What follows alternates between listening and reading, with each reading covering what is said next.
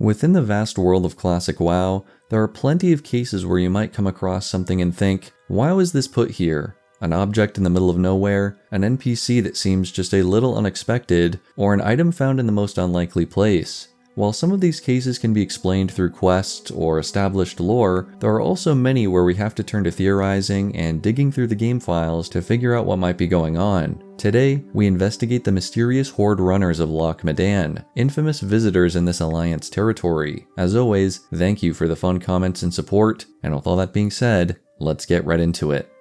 The tranquil mountain forests of Loch Modan are usually a rather tame questing area, where young heroes of the Alliance come to test their mettle against trogs, kobolds, and the woodland creatures. Well fortified in their strongholds of stone, the dwarves control the western half of the region, patrolling the roadways and ensuring the safety of those within the kingdom. The eastern reaches, however, are a different story, more wild and less forgiving. While the zone may lull you into a sense of stability, be careful to not let your guard down. Near the eastern shores of the loch, a trio of elites, the Tauren Heron Swifthoof and his 2 orc companions, patrol the woods. You've probably heard of the horror stories that take place here on hardcore servers, and they'll make easy prey of anyone foolish enough to cross them. But why are they here in Loch Modan? Merely an obstacle for unaware dwarves? Or is there a story we can piece together here? There are no objectives tied directly to these 3, and the only notable items they drop are a set of unique shoulder pads and an orcish cleaver axe. Cool, but not super helpful. Let's turn to rank and geography for some more info. All 3 NPCs have the subtitle of Horde Runner, indicating they are definitely here on some sort of scouting or delivery mission. The most likely origin for this journey is to the south, at the outpost of Kargath in the Badlands. Here, warriors of the Horde are conducting recon around the neighboring zones, and while the Kargath Expeditionary Force is mainly focused on infiltrating Blackrock Mountain, there is evidence of other scouts at work.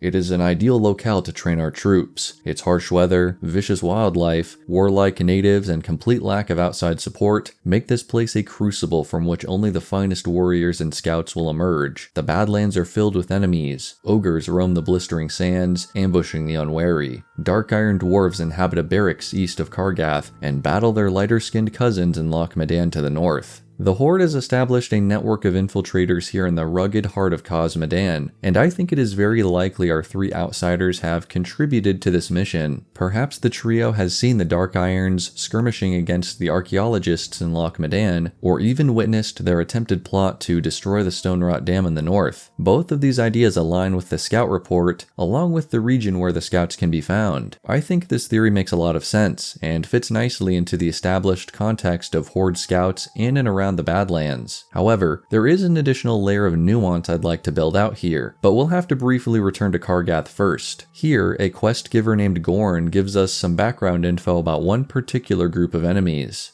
We hired Thogrun and his band of ogre mercenaries to help us obtain the Sign of the Earth, a key needed to unlock the Drake's prison. Thogrun betrayed us though, overwhelming us and taking it for himself. Is there any wonder why the ogres are part of the Horde no longer? Ogres were a critical piece of the Horde war machine during the First and Second Wars decades ago, but for the most part have now broken off into their own separate colonies across the world. It seems Kargath planned on using gold to bring some ogres back to their side, but it didn't work out as planned. I tell you this because the scouts in Loch Modan might not just be scouts, but ambassadors as well. In the northeast corner of Loch Modan, who else do we find other than the Mogrosh Ogre clan? Another potential ally for the Horde forces here. This could be a big problem for the dwarves if the encroachment develops into a Horde-sponsored invasion of the Loch. But in classic WoW, we don't get a definitive answer as to how this potential alliance might develop. Still, I find it interesting to explore what might be going on behind the scenes with these 3 NPCs and their stories. There are 2 final details I want to end on today. Heron Swifthoof shares a name with just one other NPC, Samantha Swifthoof, a Tauren who patrols north to south down in Stranglethorn Vale. My fellow WoW YouTuber Turbo Tarzan has a great video about her, as she has her own mystery involving cut content during beta WoW, so go check that out. Season of Discovery offers one additional glimpse into this Horde runner theory, as in that version, Heron drops a warrior rune after being challenged with an item called a Battle Totem. The Battle Totem states it's a symbol of hostility among members of the Horde. The interesting part? The Battle Totem is dropped by the Mogrosh ogres not far away, which to me indicates the ogres could have been preparing to reject, or even fight, the Horde scouts looking to make this partnership. Or they could just be carrying it around because of their warlike nature. In either case, it's a curious detail that the devs would link this seemingly random clan of ogres back to their history with the Horde. We never get any confirmation about this alliance theory, but maybe next time you're questing here in Loch Modan, you'll think about these 3 menacing scouts in a whole new way.